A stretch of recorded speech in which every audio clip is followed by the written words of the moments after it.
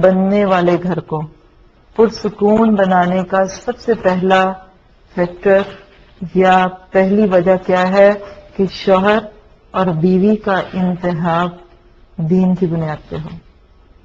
جب آپ اپنے بیٹے کے لیے بہو ڈھونڈتے ہیں یعنی آپ اس کی بیوی ڈھونڈتے ہیں، یا جب آپ اپنی بیٹی کے لیے شوہر یعنی اپنا داماد ڈھونڈتے ہیں، تو اس وقت آپ کی سوچ کیا ہونی چاہیے؟ بنیاد کیا ہوگی؟ دین ہوگی. اس کے بغیر گھروں میں سکون آ نہیں سکتا. اور یہ ہے وہ پہلا غلط قدم. جب یہ اٹھتا ہے نا تو پھر آگے سے بے سکونیاں ہی بے سکونیاں، پھر آگے سے معاملے بگڑتے ہی جاتے ہیں اور سے اور خرابی ہوتی ہے. یعنی اگر ہم دیکھیں کہ عموماً کون سی بنیادیں ہیں جو شادی کے موقع پہ یا رشتہ ڈھونڈتے وقت دیکھی جاتی ہیں، اور نبی صلی اللہ علیہ وسلم نے بھی اس کی بات کی تھی. آج بھی وہی ہے، لیکن آج تو ایکسٹریم ہو گئی. لیکن آپ نے فرمایا، ایک روایت ہے، اس کا مفہوم کیا ہے کہ 4 باتیں ہیں جس کی وجہ سے ایک عورت کا انتخاب کیا جاتا ہے. کوئی لڑکا کسی لڑکی کو چوز کرتا ہے تو اس کی 4 وجوہات ہوتی ہیں. لمالہا، اس کے مال کی وجہ سے، اس کی ویلتھ، دولت، اسٹیٹس، بہت بڑے گھر کی لڑکی ہے. لجمالہا، اس کی خوبصورتی کی وجہ سے. لحسبہا، حسب نسب اچھا ہے، برادری اچھی ہے، خاندان اچھا ہے، معاشرے میں بڑی عزت ہے. اور چوتھی وجہ ہوتی ہے لدینہا، اس کے دین کی وجہ سے. اس کا دین، اس کا اخلاق، یعنی کہ اچھے کردار کی مالکہ ہے. پھر آپ نے دعا دی صحابی کو کہ تو دین میں پہلی 3 چیزیں مل جاتی ہیں، کوئی بات نہیں، سونے پہ سہاگا. 4 مل جائیں کسی مرد کو، اس سے خود بڑی خوش قسمتی کسی کی نہیں. کیونکہ نبی صلی اللہ علیہ وسلم نے فرمایا کہ خیر متاع الدنیا المرأۃ الصالحہ، کسی مرد کی سب سے بڑی دولت اس کی نیک بیوی. اب آپ دیکھیے کہ جب یہ 4 ملتی ہیں کوئی حرج نہیں. اسلام یہ نہیں کہتا کہ آپ شادی کے وقت میں خوبصورتی نہ دیکھو، خاندان نہ دیکھو، حسب نسب نہ دیکھو، کوئی حرج نہیں ہے. لیکن اس کو ترجیح نہ بناؤ، اس کی بنیاد پہ اچھی اچھی لڑکیوں کو ٹھکرا نہ دو. اگر دین ہے اور ساتھ سے 3 چیزیں مل گئیں، ایکسیلنٹ.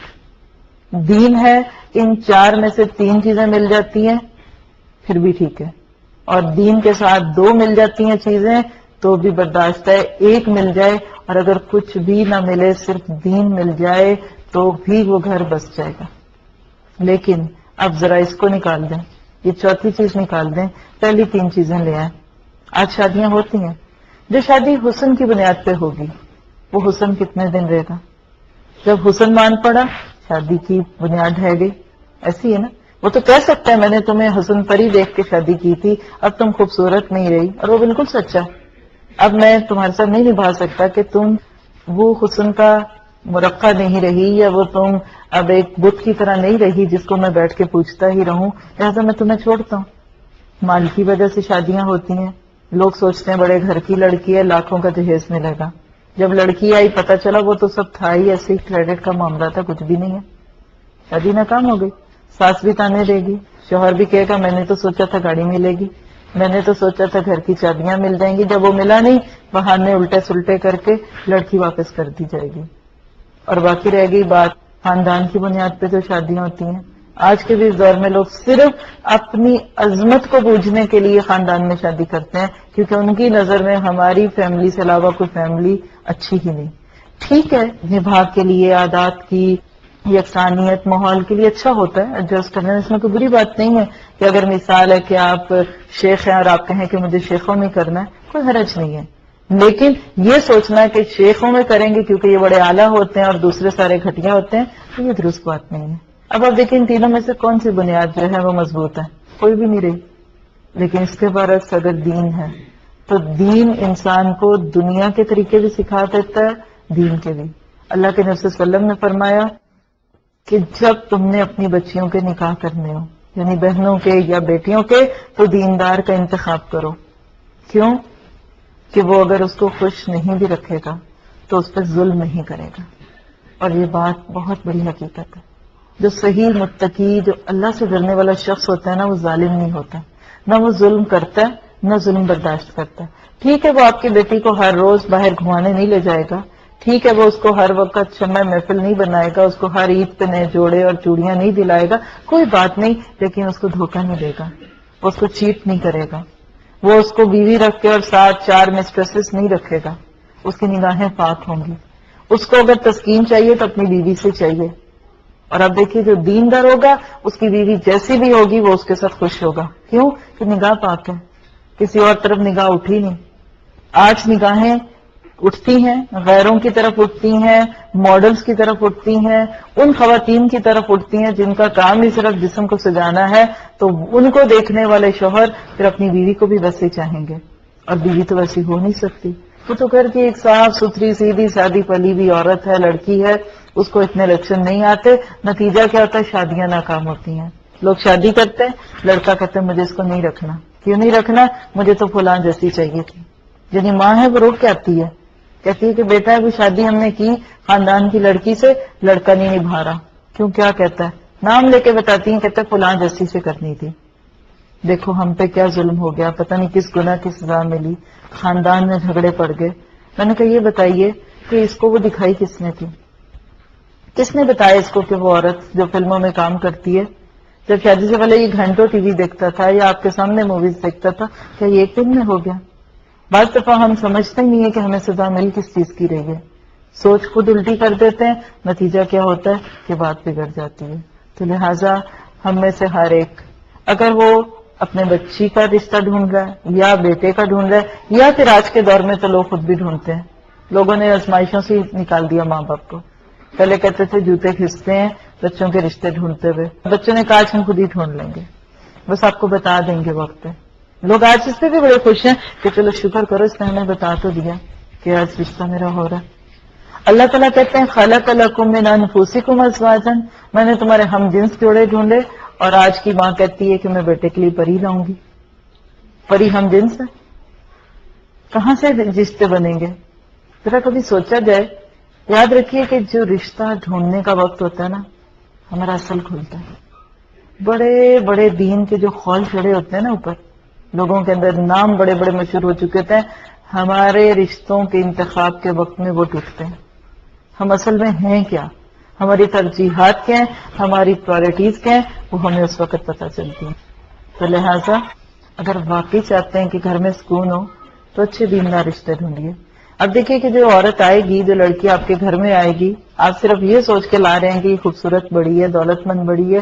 اگر اس میں یہ چیز بھی سمجھ میں رہے کہ یہ کل آنے والی نسلوں کی امین ہے، یہ میرے پوتوں اور پوتیوں کی ماں بنے گی، کیا وہ عورت اس قابل ہے کہ وہ ایک دیندار بچوں کو پال سکے؟ وہ بیوی بھی بنے گی. کیا اس لڑکی کو شوہر کی تیمارداری کرنا اور شوہر کو خوش رکھنا بھی آتا ہے کہ نہیں آتا؟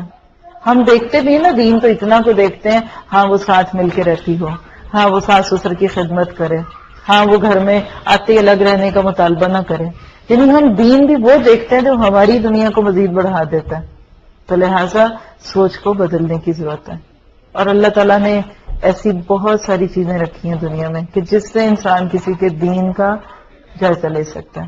تو بہرحال یہ ایک پہلا قدم ہے. پہلی سیڑھی غلط ہوتی ہے نا تو اگلی بھی غلط جاتی ہے. بعض دفعہ بعض بہنیں پریشان ہوتی ہیں، دین کی طرف آتی ہیں، سمجھ آنے لگتی ہے، چینج ہو گئی.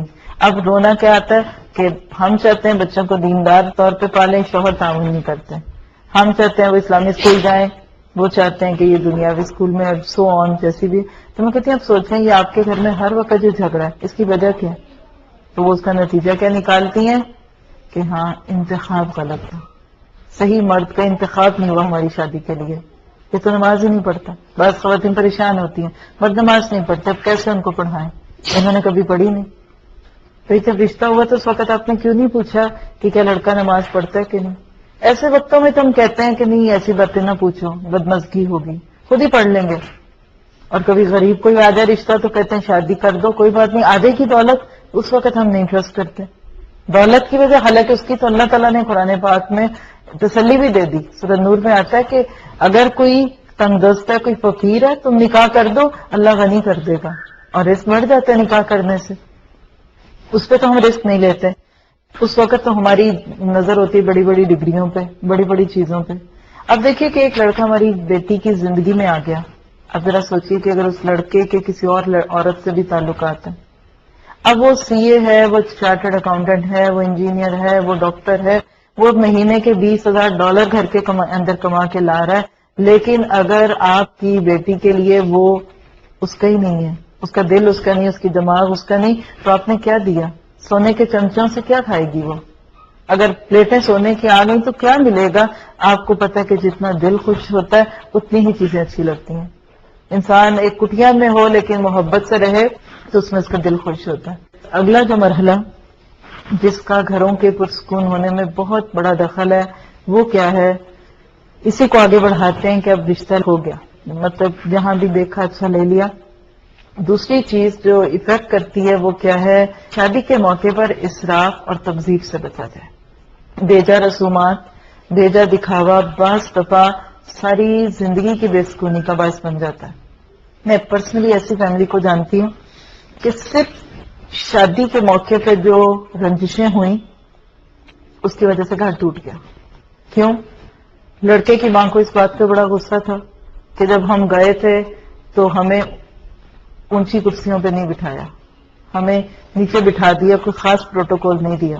لڑکے کے باپ کو اس بات پہ بڑا غصہ تھا کہ جب ہماری طرف سے مووی مین ساتھ گیا تھا تو لڑکی کے دادا نے یا کس نے اس کو کہا تھا خبردار تم آگے آئے تو اس گھر میں مووی نہیں بنے گی، تو انہوں نے تو ہمارے بےزتی کر دی.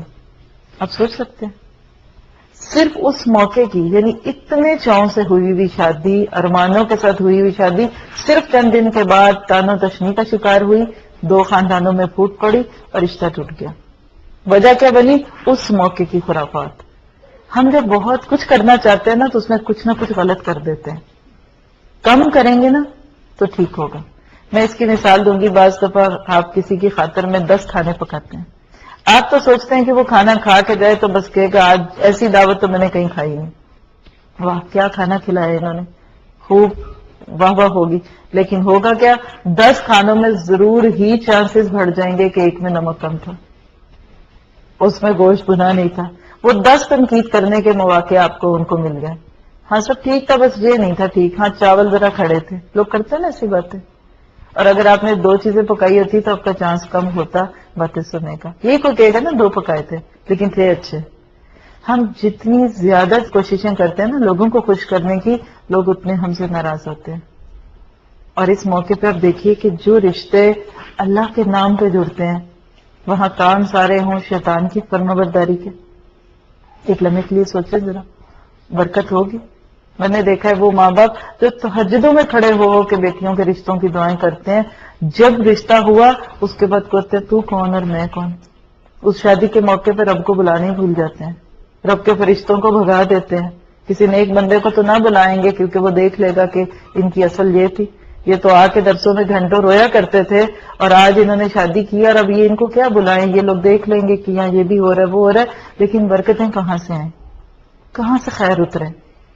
جو ایک پاکیزہ بندھن بننا تھا ایک تو اس کو مشکل کر لیا، قرضوں کے بوجھ میں دب گئے.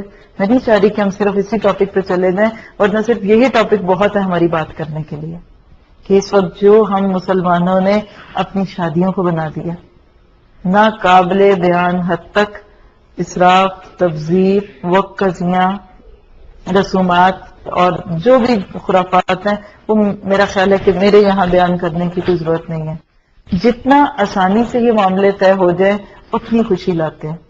اللہ کے نبی صلی اللہ علیہ وسلم نے فرمایا کہ وہ عورت اپنے مرد کے لیے بڑی بابرکت ہے جس کا حصول آسان ہو، آسانی سے مل جائے، تھوڑے سے پیسوں میں مل گئی. اور اللہ کے نبی صلی اللہ علیہ وسلم کا اگر ہم دور دیکھیں اتنی آسان تھی شادی. مرد کو محسوس ہوتا ہے کہ مجھے شادی کرنی ہے تو نبی صلی اللہ علیہ وسلم کے پاس آ جاتا.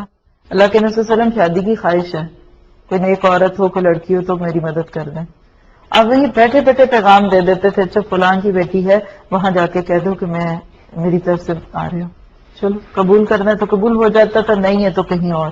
اسی طرح بعض موقع پہ خواتین بھی آپ کے پاس آ کے کہا کرتی تھی اللہ کے نبی صلی اللہ علیہ وسلم شادی کی حاجت ہے، آپ ان کو کسی مرد سے ملا دیتے تھے. اتنا آسان، چند منٹوں میں شادی ہو جایا کرتی تھی. ہماری شادی تو میرا خیال ہے کہ بعض شادیاں تو یقین کریں کہ تیاریوں میں اس سے زیادہ وقت لگتا ہے، ٹوٹ اس سے جلدی جاتی ہیں.